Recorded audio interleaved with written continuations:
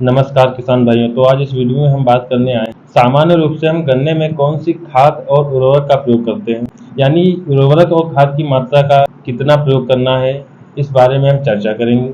और सामान्य रूप से हम किस रसायन का प्रयोग करते हैं उस बारे में भी चर्चा करेंगे। तो वीडियो में हमारे अंत तक बने रहिएगा। अगर हमारे चैनल पर नए हैं तो हमारे चैनल को सब्सक्राइब करिएगा और अपने किसान भाइयों को शेयर करिएगा। सबसे पहले बात करते हैं उर्वरक की। उर्वरक में आते हैं हमारे नाइट्रोजन, पोटास, फास्फोरस इत्यादि प्रकार के। तो ये सामान्य रूप से प्रयोग किए जाने वाले उर्वरक होते हैं। तो नाइट्रोजन के लिए हमें यूरिया का प्रयोग करना है। यूरिया हमको 650 किलोग्राम यूरिया का प्रयोग करना है, जिसमें कि 300 किलोग्राम नाइट्रोजन हमारी फसल को प्राप्त होगी। फास्फोरस के लिए आपको सुपर फास्फेट का प्रयोग करना है, यानी 500 किलोग्राम सुपर फास्फेट का प्रयोग करना है, जिसमें कि 80 किलो फास्फोरस हमारी फसल। पोटास के लिए आपको म्यूरेट ऑफ पोटास का प्रयोग करना है। म्यूरेट ऑफ पोटास की मात्रा आपको 150 किलोग्राम लेनी है, जिसमें आपको फसल को 90 किलो पोटास प्राप्त। इस प्रकार से हम अपनी फसल में नाइट्रोजन, फास्फोरस और पोटास का प्रयोग करते हैं। उर्वरक के साथ साथ 25 किलोग्राम जिंक सल्फेट को हम उर्वरक के साथ मिलाकर पहली सिंचाई के साथ अपनी फसल में प्रति हेक्टेयर के हिसाब से अपने खेत में देना है। उर्वरक का प्रयोग हम छिड़काव के द्वारा भी कर सकते हैं, जो कि अभी नैनो तकनीक के द्वारा विकसित की गई नैनो यूरिया इफ्को का प्रोडक्ट है, जो कि अभी बहुत प्रचलित है, जो कम दामों में बाजार में उपलब्ध है। तो हम बात करेंगे नैनो यूरिया का छिड़काव हमें कैसे करना है और उसका प्रयोग कैसे करना है। उर्वरक का प्रयोग सीधे पत्तियों पर करने के लिए हम नैनो यूरिया का प्रयोग करते हैं,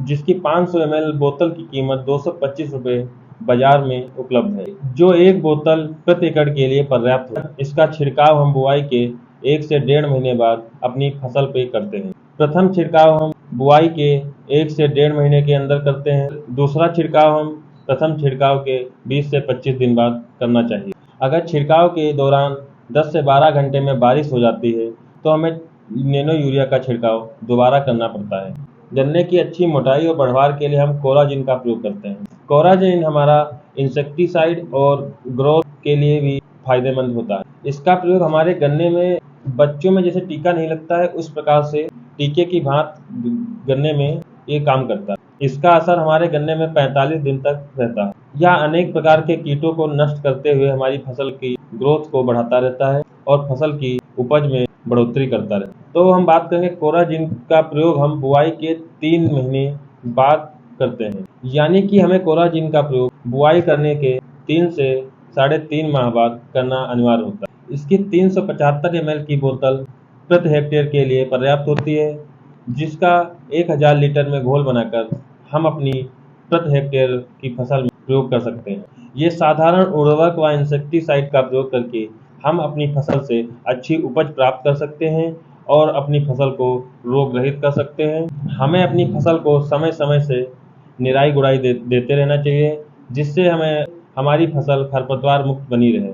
आवश्यकता होने पर समय समय पर पानी भी देना चाहिए। अगर हमारी दी गई जानकारी आपको अच्छी लगी है तो हमारे चैनल को सब्सक्राइब करिए, वीडियो को लाइक करिए और वीडियो को शेयर करिए।